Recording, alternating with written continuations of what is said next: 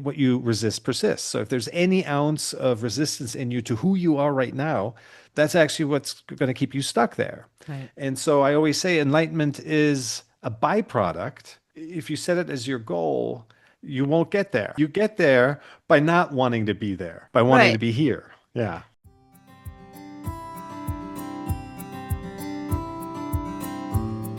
So, hello and welcome to Intuitive Connection. I'm your host, intuitive counselor, and spiritual guide, Victoria Shaw. And today I'm super duper excited because we have a repeat guest um, who the first time he was on the show, I don't know, it was just sort of like energetic love at first sight. And we've been loosely connected ever since. And I found out he wrote another book. So I had to have him back. So our guest today is Chris Cirak, and he is a spiritual teacher, writer, and speaker dedicated to helping people create meaning in their everyday lives, blending ancient wisdom with modern practicality.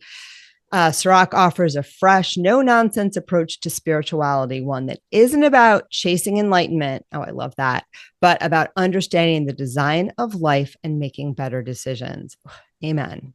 Through books, workshops, live teaching, Cirak guides you towards clarity, purpose, and a deeper connection to the present moment. His work is for those seeking more than a surface level answers, those ready to see life through a sharper lens and step into a deeper, more meaningful way of living. Oh my God, what a magical bio. And for a magical soul, Chris, welcome.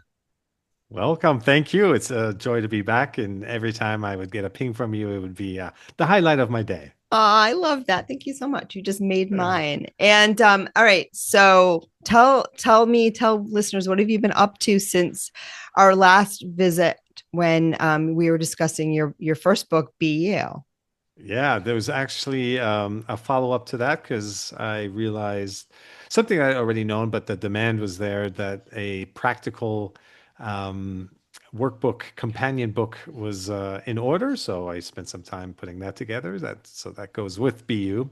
Okay. And then a whole number of book downloads happened, and I started writing three at the same time, which I never thought was possible. The first one is the one we're going to talk about today. The next one's coming out in a month, and Wow. then the third one later this year. So it's been an incredible period of just open receiving mode and not really directing. Not that I was doing that before so much, but we don't realize how there's just tentacles, still layers and layers and layers. So we can always, I don't want to use the word improve, because that implies getting somewhere, becoming somebody else, or not rejecting ourselves as we are now, but being in resistance to some aspects of us. And that's just actually not the fastest way forward. I love what you said because I think that oftentimes we have this idea that we're like an endless problem to solve, or we got to fix something,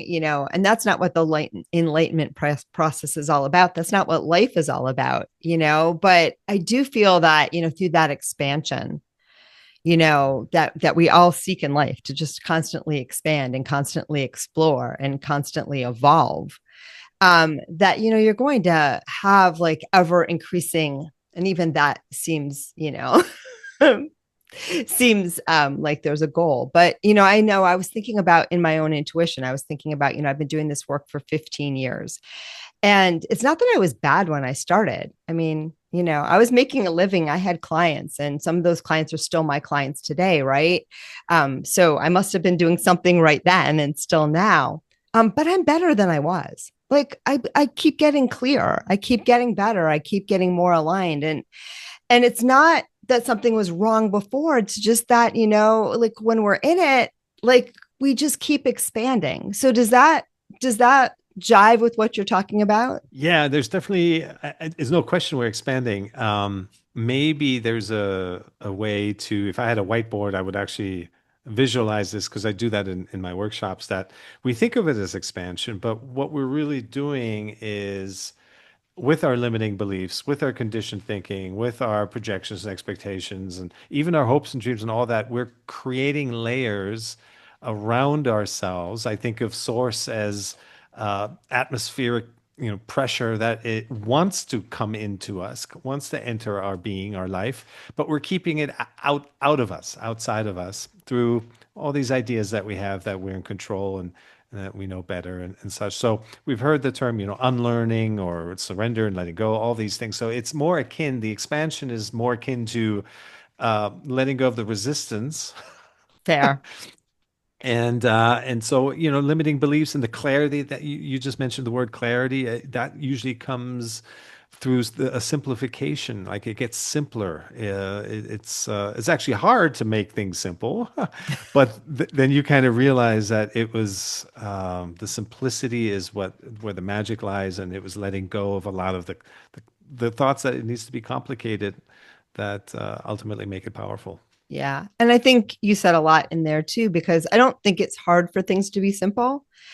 I think it's hard for humans to understand that things can be simple because we've been taught to make it hard, right? So it sort of feels like you're pushing uphill when you're going downhill because of what you believe that, oh, this isn't the right way to go.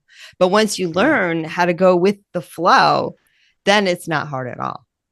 Yeah, I love how you picked that up and how you called that out immediately, which is why I love talking with you. Is like any even strand or relic of something condition is you pick up on that, and that's beautiful. Yeah, yeah, it doesn't like we're all oriented towards hard and roll up your sleeves and Right. battle and will ourselves forward, and that's it's the other direction. The image that the guys are giving me, which is so funny, is they're like, you're floating on a stream and you're heading in a certain direction no matter what you do. Sometimes we're facing the other way, trying to swim against it. But we're gonna go with the flow no matter how hard we try. It's just a matter of when, right? It's going in one direction. But what a lot of us have learned to do, even when things are going well, is to like lie in the lazy river pool and splash like crazy so we think that we're doing something, Mm, right? And you know what I mean? It makes it seem hard, but as someone who just stayed on a canal that makes a lazy river, when the tides change, and it's a pastime of people that live here to get their raft. So like all week long, at high tide, I was seeing everybody with their raft brigades, like, lazy river out of it was super cool. yeah. But anyhow, none of those people were thrashing, they had their cold drinks and their friends and they were chilling out. And it can be like that. I think it can be that easy. And Yeah. when I find that flow in my life and find how easy it is in those glimpses where that is aligned for me, I'm just like, you know, it's really Yeah. good.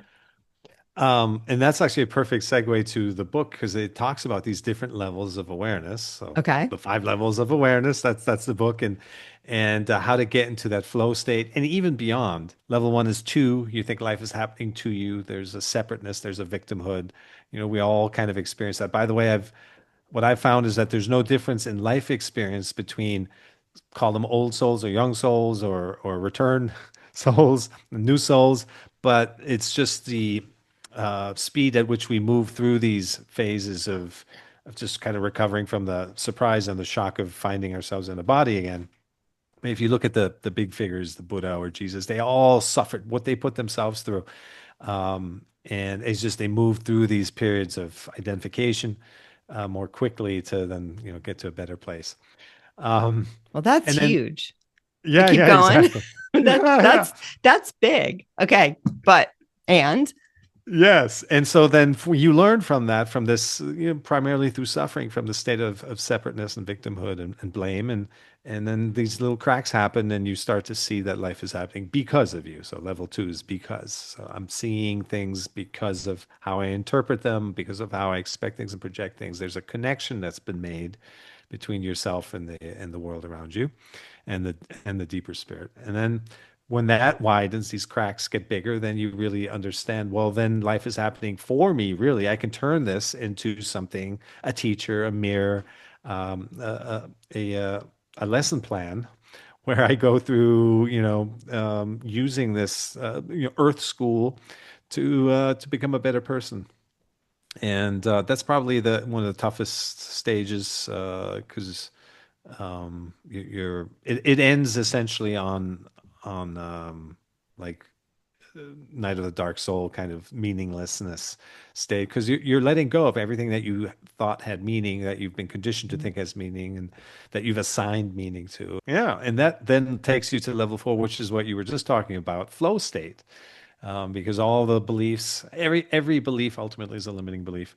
We're holding us back. We're this, splashing and thrashing in the river and the ocean and feeling isolated as a drop, and then that you allow that flow to take hold. And there's even a stage after that where there's still a concept of self in flow state, and there's still a me, even though it's very thin or transparent.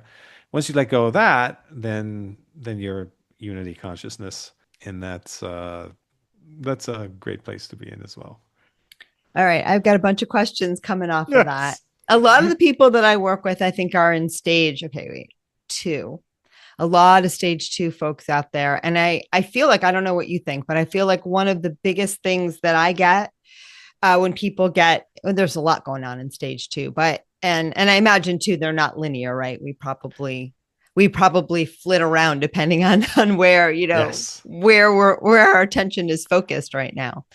But when those stage two moments or those stage two experiences, what I find is a lot of people go from why me to blaming themselves. So I get Mm. a lot of those people where, personal age, especially when I'm teaching on the law of attraction, where that sense of personal agency, right? They're like, well, I got to blame something. So, now I'm not blaming the universe, my parents, God, whatever that is. So now it's all on me. And that can be a really hard place to be.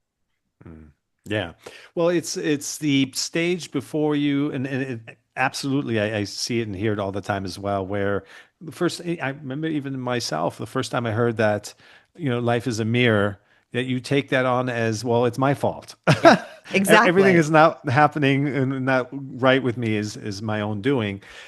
It is, but it's not meant to push you down, but it's actually meant to empower you. So Right. hopefully that self blame thing doesn't last too long, and you quickly realize, well, no, actually, then my happiness is 100% my responsibility, Yeah. and that actually means it's within reach. Like it doesn't depend on anyone else, so it's a good thing. But yeah, there's these Right. mini sub stage phases we go through. Well, I feel that when you're trying to control life and you're using, like, okay, it's someone else's fault. Now it's my fault. When you're able to let go of that and get into the flow and say, okay, look what I created. Isn't this interesting? Like, what am I going to do about that? How am I going to use this? How am I going to enjoy this? Or, how am I going to flow through this? Then that's when it starts to get like a little bit more delicious, where you can be like, oh, look, recently I manifested getting rear-ended on the highway, right? And I saw it coming. There was something of my car that I didn't want to spend the money to fix, and I kind of wanted a new car. So those two things, and I remember having this thought like, oh, I hope I don't manifest like, someone smashing into my car. So I'll have to get this fixed. And I'm on the highway and, in slow motion, there we go. Totally fine. Everything was fine. But in the moment I pulled my car over after getting rear ended, I said, yep, here we go. You saw this one coming. Right. And, it's fine. It's fine. Lots of good came out of that experience, right? And my monkey mind can go back and say, well, you could have prevented this, Victoria, if you got the car fixed, or if you just had treated yourself to a new car randomly because you wanted one. I'm moving in that direction more and more. But sometimes we need a little bump on the rear end to go, you know what? I'm getting a new car. Yeah. Well, that's it's just a wonderful, actually, high state to be in, is to recognize the power of your words, the vibrations, everything Yeah. that responds immediately, and you just got to be very vigilant with your what thoughts you give your attention Yeah. to and what words you use. And in terms of the manifesting, that's a whole nother thing. We could spend the rest of our time talking about.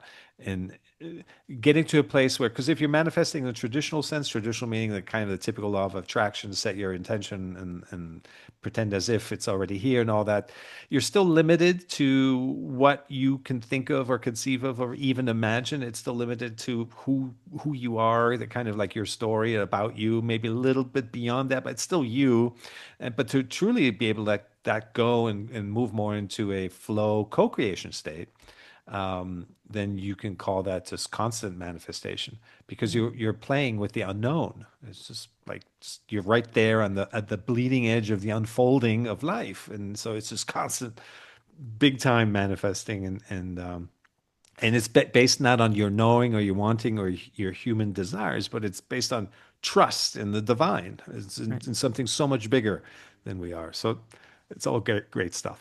No, wait, you don't think your human desires play into that? Like you don't think because I've always been taught and I've always heard from my guides, like it's totally cool to want things. That's what we're here to do. And we're here, we're just sorting through and having experiences. And in any moment, you're like, "Ooh, this looks good." Not so much. It's that we try to control it that holds us back. Not it's not the wanting it. It's the trying to micromanage it, orchestrating it, putting our happiness upon it that weighs us down. But like having an inspiration, having a, ooh, wouldn't that be nice? Right. I'm ready to get a new car. Nothing wrong with that. I was ready to get a new car. I just, I needed a couple little nudges for me to be like, yeah, now I can see that I'm really ready to get a new car. And by the way, listeners, my car was not totaled or anything like that. It was all fine. It's just through the series of things that happened afterwards, it helped me become more clear on what it was that I wanted. That's all. And I think Mm, sometimes life mm, does that for us. mm. So I don't know what you think of all of that, but Well, there's a key thing. There's so much in everything we say to each other. Like we just want to extrapolate that forever. Um, Real quick, there's two ways I think we can manifest. One just from self, more attached to self, concept, the stories of me and all that, and then there's the deriving that inspiration from another place, more from the co-creative, the unknown place, allowing that to enter. So that's kind of what I was referring to, and maybe the car situation is an in between gray state. I don't know. no, it's good. I think we see things differently. So that's why I'm super curious. And it's super Yeah. cool. I love having these conversations. Yeah, Yeah. but then the I want to add to that the more important piece is actually the continuity. What you said of like we're always in the process of something. The type of manifesting that it was reliant on a still image or some kind of outcome or some kind of holding on to life. It's totally possible. We can totally do that. I just relate that to I don't know, a more basic version of manifesting. Right. Totally legit, not to be diminished at all. The one that is more continuous and in total collaboration of showing up and responding to what's there and working with the resonance. That was the key Right. word that you used. Like when it really resonates, then you're dancing with God, if you want Yeah. to say that. And that's a different type of, I think, manifesting. So That's yeah. beautiful. That's beautifully put. Yeah. I feel that when the best moments for me are those moments where it's like surprise. You're like, "Ooh, I didn't think I wanted this, but or I didn't think I could never have thought of this, but wow, this is awesome." And you're right. We limit ourselves if we are, I mean, I teach law of attraction is just happening and it's just how you want to dance with it. Like, you don't have to do anything. It's like gravity, it's gonna if you believe in gravity, it's gonna keep you it's going to make things fall, whatever. It's just a universal Yeah. principle. But I agree with you that it gets really, really, really fun when you learn to let go, when you learn to let the universe play with you a little bit. And, I always, I always understand that, we are sending out pings all the time. So, the greater forces know exactly what you want, even when sometimes you don't. Like you don't Oh, know, because a yeah. lot of us know what we think we're supposed to want based on what we were taught that we should want, based on what other people want, and that doesn't always line up with what's going to bring us joy. So Yeah. I Yeah. root into, yeah, bring on what's going to feel good because I like to feel good and I like to have Yeah. fun. All So right, if I can go ask ahead. you a question on Oh that, yeah, what you yeah. just said, that was it was super jumped out. at me. The letting life surprise you. First of all, why don't we do that more often? And is it possible to be what state would we be in if it was possible where we're just always it's not even a word anymore. It's just that point, paints there's an absence of the opposite. So that just that surprise state is just the permanent state. Is that possible? I hope so. I hope so. I mean, I feel that I think about like enlightenment as alignment. And I think we go Mhm. in and out of it all the time. And some people are simply more in a aligned state more of the time than others, just, based on what you're here to do and how you're doing it.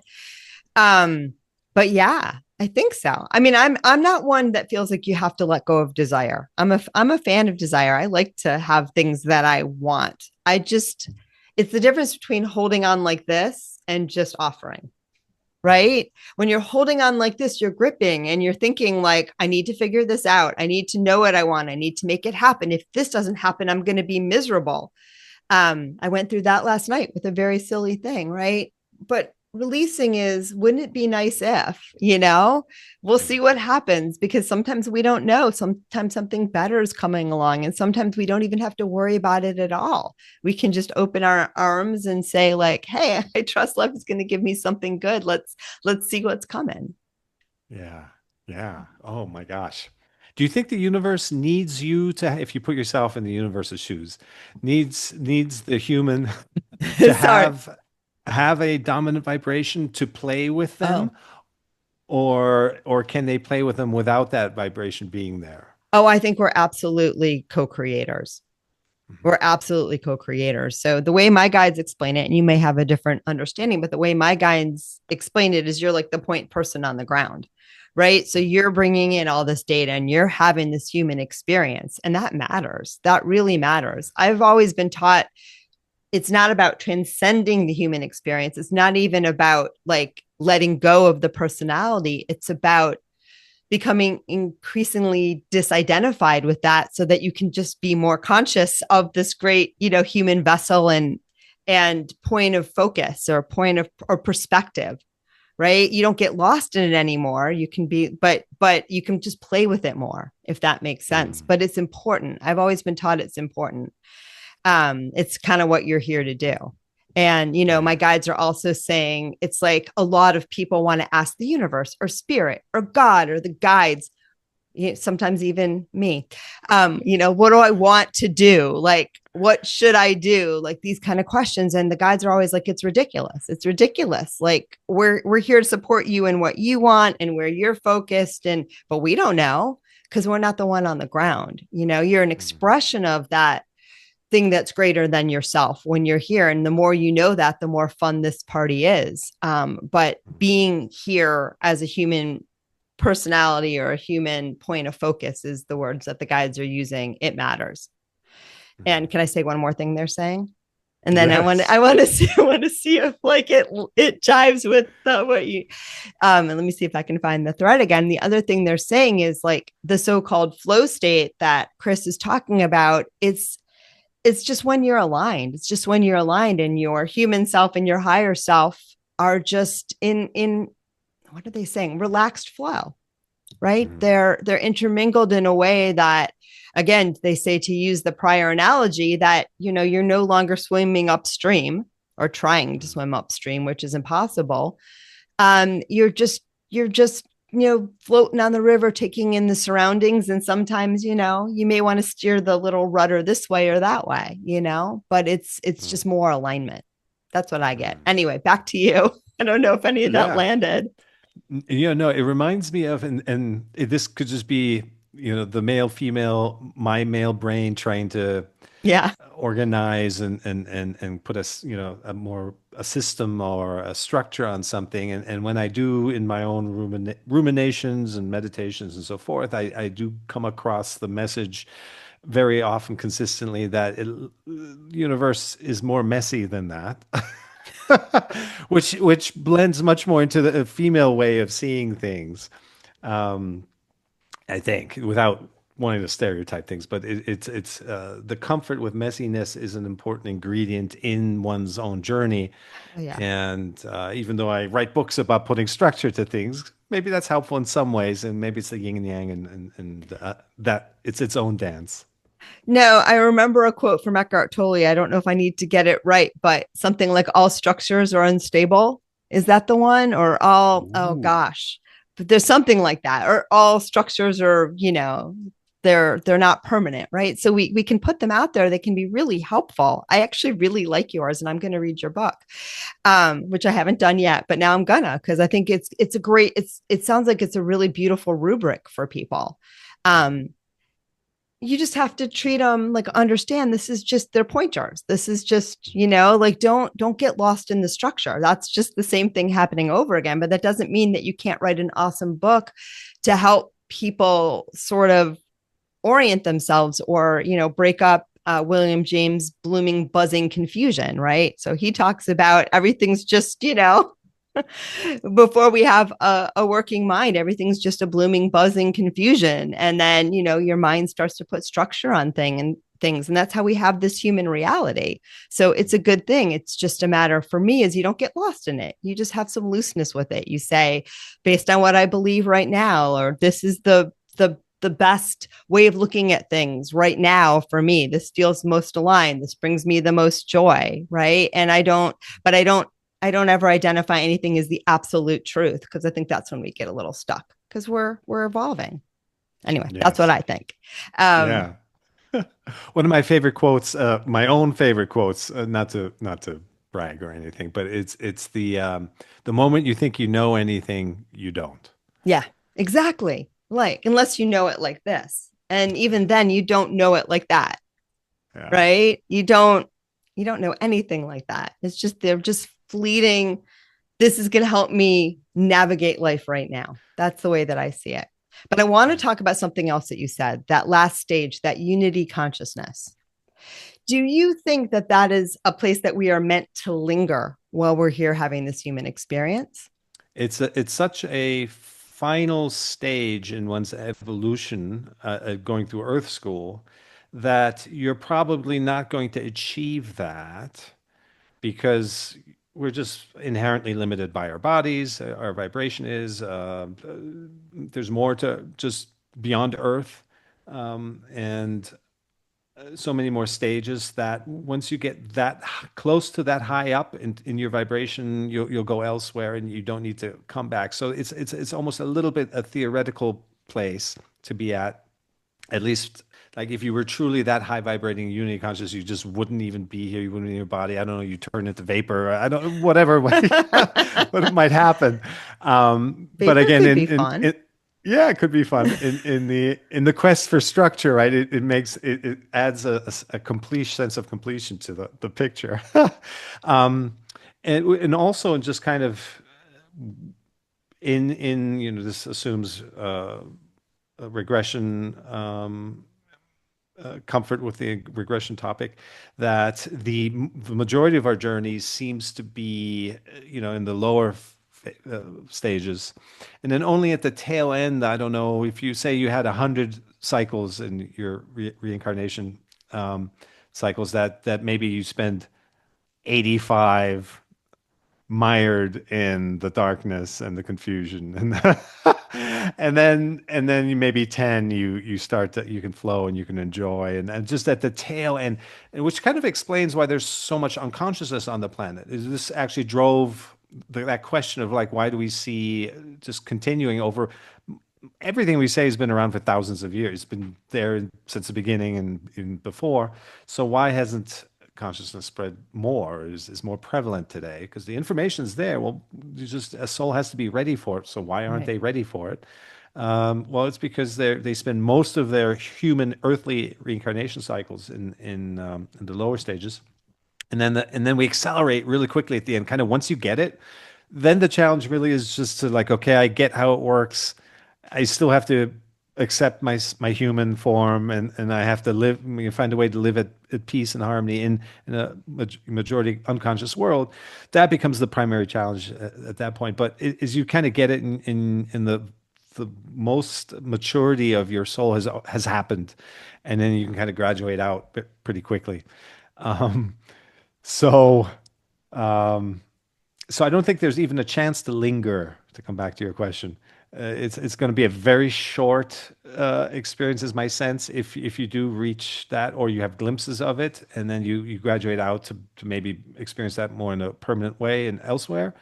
But to just be so continuously in a say enlightened state, it would be extremely rare. Maybe a soul that comes back in that state. Like I said, again, you have to account for the limitations of just being in form. The main trap that we all fall into as humans is that we want to get somewhere. This is what we started out talking about. Is we have this idea, this goal, this person that we want to become. It's all coming from a good place. We want to be better humans and all that. Um, but when you look at energy, how energy works, and I'd love to get your take on this, is what you resist persists. So if there's any ounce of resistance in you to who you are right now, that's actually what's going to keep you stuck there. Right. And so I always say enlightenment is a byproduct. It's not the, if you set it as your goal, you won't get there. Right. You get there by not wanting to be there, by wanting to Right. be here. Yeah. Well, I think that another way of saying it is look for where you're already enlightened, right? Look for those moments Mm. because we all have them. We all have, and I have those moments of, I think, I mean, who knows, but it feels like those moments of unity consciousness, they're glimpses and those moments of alignment. And, sometimes it's watching the sunset. So, I mean, and sometimes my life is wild. Like it's wild. I was telling a friend yesterday, I had like a plane delay and it was going to get me into the East Coast really late. And I was really worried about getting enough sleep because I'm a farmer's market junkie and I had plans to go to the market right first thing in the morning. And all of a sudden, this thought came to me. I mean, this isn't unity consciousness, but it's coming into my brain to tell the story anyway. But this thought came to me. This is exciting. This is really exciting. I'm going to get to the airport really late. And like, that did not come from any condition, but I was just like, okay, I'm going with that. I'm going with this is really exciting. And my friend was like, "Oh, that's such a great take on it, a great perspective." I was like, "I did not choose that perspective, right? It chose me, it found me." And I feel that when we live more in flow and more in alignment, we just find these pops of, okay, this is exciting, right? And so when you look for those, when you invite those in, when you have a moment, where you're like, oh, I could look at it this way. Ooh, that feels really good. I'm going with that. That to me is the enlightening process. It's not somewhere I have to go or somewhere I have to be. It's just something I allow in more and more and more until it becomes my predominant way of being. Yeah. It's beautiful. There's a set of questions. Well, first, it reminded me of another Eckhart Tolle quote. Live each moment as if you'd chosen it, something like that. That's a good one. And yeah, and so you're really looking forward to everything that happens. Yeah. And just from a practical standpoint, I think somewhere I have a sheet of questions or mantras that you can walk through life with that bring that Ah, nearer and dearer to heart. Like, what does the situation say about me? Let's see what happens next. Just, acknowledging continuity, never isolating one moment, because we tend to do that, especially when we're in our heads. We isolate one moment, we prolong it, we amplify it, we turn it into something different by adding stuff to it. Um, Positive or negative, it makes no difference. It's no longer what it is. It's right. you've kind of modified it, and in the meantime, we've lost sync with the next moment, and that kind of it creates a low simmering kind of friction or just not being where we need to be or not having arrived. The more energy attuned you get, you kind of sense ooh, that you want to get back into the flow of Yeah. things. Yeah. Yeah. All right. Let's talk about that. I can't believe how long we've been talking and that we can't talk forever. So I'm already getting sad. Um, but you said some, Acceptance. I know it's true. And we actually have all the time in the world. Yes. Just maybe not for this interview based on our mind imposed limitations for how podcasts are supposed to go. Um, Yes.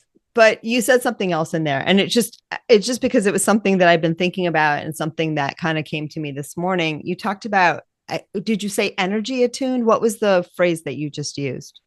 Yeah, more. I always say awareness is essentially energy sensitivity or attunement. It's just being more aware of, and that's a function of body awareness, right? Where we feel things, the resonance of things, and letting that guide us, as opposed to mental comparison and judging. And I just recently, so working on this next book, I don't know why I didn't see it before, but the word judgmental has mental in it. Wow. Yeah, it does. Yes. So that just Wow. popped out at me. I was like, oh my goodness. Yeah. Wow. Yeah. Yeah. No, I mean, that's beautiful because I've been feeling a lot or thinking a lot or expand the felt sense that because that's a big one for me. It's a big one with my intuition. It's a big one in everything that I've ever like it's just, and as a highly sensitive person, that was always a big thing for me. It's something that's really hard to explain to other people, and it's pivotal. It's pivotal because a lot of times too, like I think a lot of people don't know which thought feels better. I think a lot of people like, so when you can start to get that level of discernment to feel like, ooh, this is delicious, like it's so powerful. So is that what you're talking about, that kind of felt sense of like when you're aligned and when you're not? Yeah. So that, and then even beyond that, it's within yourself, being in tune with your body, the resonance of things, letting that be your guiding light. But yeah, I've seen, in other workshops and private sessions and people asking the question of like, I can't feel my feelings. I don't know what to make of what you're saying up there. And there's one of my, my Vipassana practice, the SN Gwenko, tells a story of when he had a guru and he was following the master around through the ashram, and there were meditators and they were all in their little cubby holes, and their whole the task was to feel your sensations. And he tells the story how he would follow him along as his apprentice, and he would walk up to somebody's cubby hole and they would emerge and they're sweaty and they're steamy and it's hot in there, and their face is red because they're infuriated. This meditation isn't working. Why can't I feel my sensations? And while their drip is sweating, the sweat is dripping off their face, and so I think there's an actual some kind of disconnect there. I can't put words on it exactly, on what feelings are, Right. and we recognize that once we find back to that, or we remember that, oh, that's what it feels like to be light and to be in a flowy state, and I always emphasize like lock that in, because once you feel something, it's easier to find back to it because you have almost some kind of stake in the ground, some kind of map that like, okay, that's the place I have to get back to. But we, through conditioning or other reasons, we just it's get lost and disconnected from that, and then we just don't know where does that feeling lie in us even, and it's like Right. we don't know where to go with that. Right. So it's presence, right? It's being present with those experiences. Like I think a lot of times we put mind between it, or we put, other kinds of distance between it, but usually it's mind made in some way. We block it off, but when you're highly present with what is, then and you're not even feeling, because a lot of the feelings, are here. The emotion, not the feelings, but I say like the emotions are here. They're, I don't like this. I don't, this is, I'm angry at you. And they're all good. I love all of it. But then there's also just that felt sense. I don't know. Yes. Are we on the same page, or am I going somewhere No, else? I know. I love that you're bringing back. I never really differentiate between emotions and feelings, but it comes up a lot. People ask, or others actually, distinguish between that for a reason. For me, it's always kind of been the same. It took a long time, years, when I was first going down my path, till somebody finally. They said it before, but then it just finally sunk in that feelings are not just these bubbles or vague concepts in our head, or they're floating in around in our mind or something. It's sensations. Yeah. It's in your body. It's a felt thing. Yeah. And then the next stage after that was for me to understand that you can observe those sensations. That's not denying them. That's not feeling. It's actually more feeling than ever before, because Yeah. before we were reacting and manipulating and judging them. And now you're actually, by observing, holding space or whatever you want to say, is you're actually letting yourself feel fully for the first time. Yeah. Yeah, that's Yeah. beautiful. That's beautiful. And I would say to those of you out there that are really strong feelers, because that's how I was. I was not numbed out. I was like feeling everything. As you get into the way that's always been shown to me, and I often think about this as a second chakra thing, because that's, energetically where supposedly we feel our feelings, but you don't have to use that conceptual framework to understand it. But they always showed me that center point in the abdomen, the dantian point, right, is like the eye of the hurricane, right? And when you get there, right? So this is the opposite of people that numb out. This is the ones that feel everything. That was me, right? Until they're just like constantly, right? But when you get to that still point in the middle of all of it, that's where you have presence. That's where you have perspective. So that's another way to get there too. So you don't have to be afraid of what you're feeling. If you're a strong feeler, if you're a numbed out feeler, I think it's about just having presence with what is, right? Yeah. And Anyway. on that note of HSPs, highly sensitive people, do you feel like in the end that's been a gift? Oh, heck yeah. That was a That's what I rhetorical was question. no, that's what I was thinking about this morning. I was like, and I was listening to a little Abraham Hicks. Sometimes I wake up and listen to a little Abraham, in that, while I'm going about my morning routine, and they were talking about that as well, for sure. Like I feel like that sensitivity, that's my spiritual superpower. And it's just, you come in, I believe, with more presence or the opportunity for that, and just you're just more here. But we don't live in a world where most people are vibing at that, so it can be very overwhelming until you learn how to tune into the right channels, be present, and make it your superpower, right? Hmm. So, Yeah. but yeah, Yeah. 1000%. Yeah. Do you also feel like you have to grow your capacity? Sometimes I feel like when you have that sensitivity, but you're just a little body, human brain that's just emerging and full of amnesia, and you don't even, you're just trying to orient yourself. That the strength of the feeling powers. It, it's pretty much this. It's there from the beginning, and it's just about harnessing it and growing your own capacity to hold space for all of that, um, as opposed to a lot of people just get glimpses of it, and then they kind of have to learn to amplify or let it be in another way. But I think that the challenge of HSPs is, I was like that in other ways, is that you're not able to hold all that power, even if you're in an environment that supports it, and you're free to express yourself and so forth. That you just have to build like a capacitor. You can only hold so much, and that can. It can take some time to grow. Yeah, no, for sure. And I also think it's alignment. It's what you're going to hold, right? And what you're going to tune into. Yes. That's how it's been for me, right? Sort of letting go of tapping into areas and using my sensitivity in places where it doesn't belong, and aligning with the areas and the power that it's going to be, those channels are the ones I really want to be plugged into. So that's how it's been for me. Same thing with my intuition, right? I always talk about my early years were sort of like if you're watching TV, but you're playing every channel at once. If you're playing every channel at once, you're not watching everything, and you're just going like this. Yeah. But once I learned to say, I would like to watch this right now, right? Then everything changed. Everything changed. And so it's just kind of using that discernment and learning to, use your sensitivity, your intuition, your energy, and plug it into the places that are, most aligned with the flow.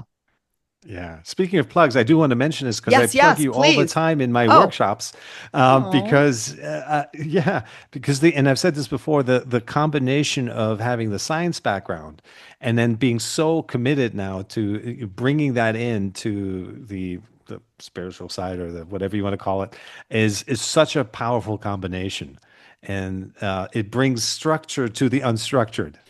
To bring that back. I love that. Thank you so much. I'm going to take that in. And I am probably the most uh, formally scientific person who is so comfortable without structure. So I don't know Yes. why. I just, like use it, lose it, don't care. But sometimes I know my clients are sometimes they're okay, but sometimes they need more of books like yours. They're like, tell me the steps, show me the thing. And so it takes like all of us to make this world go around, right? All Yeah. right, we have to wind down. I don't want to, but we do. What have we haven't talked about from the book yet that you want everyone to know? Well, I think the most important piece is acceptance. We hear this all the time. So the cleanest, fastest path, if you want to talk about it that way, through the stages is acceptance. But acceptance is not some mental exercise or acrobatics. It's acceptance of your feelings, of how you feel. That is what acceptance is, and that's what moves us forward. It unstucks us and compelled to take action. Oh, I'm no longer entangled. I'm no longer,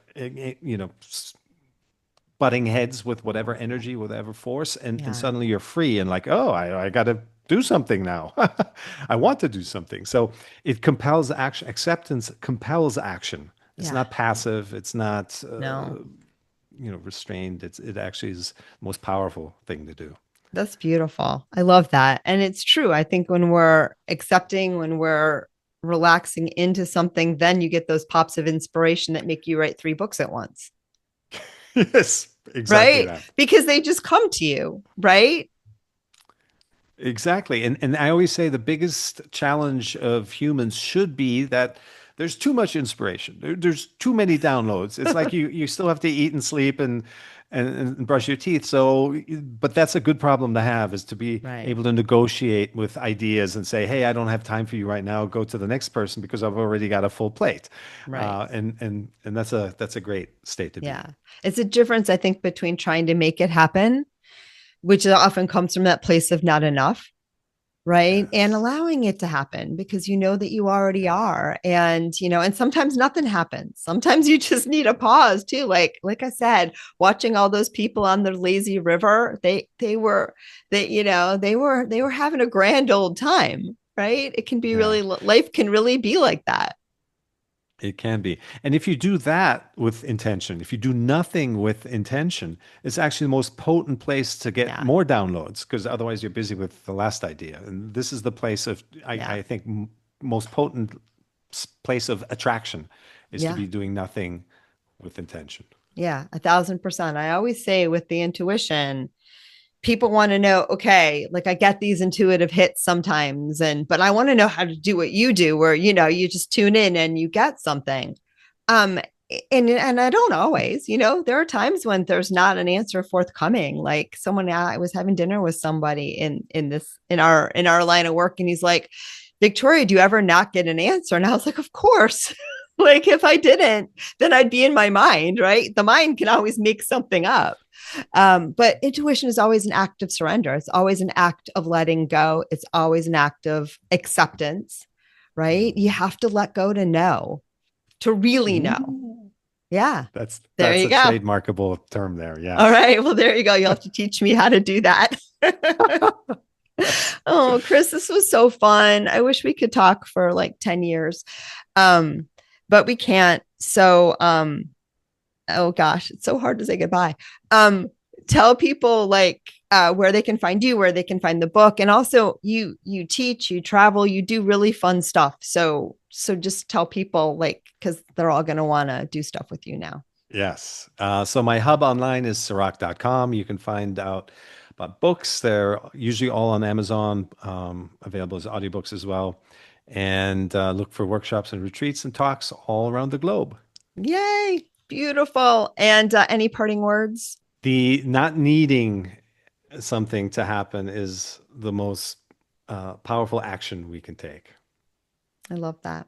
I love that. I'm taking that one in. I know you guys are going to listen to this at least more than one. And I know I'm going to listen to this at least more than once. I don't know what you're going to do, but I hope you guys all enjoyed this conversation as much as I did. Want you all to know, as always, how grateful I am to each and every one of you for tuning in. So I have an excuse to do this. I love you all very much, and namaste.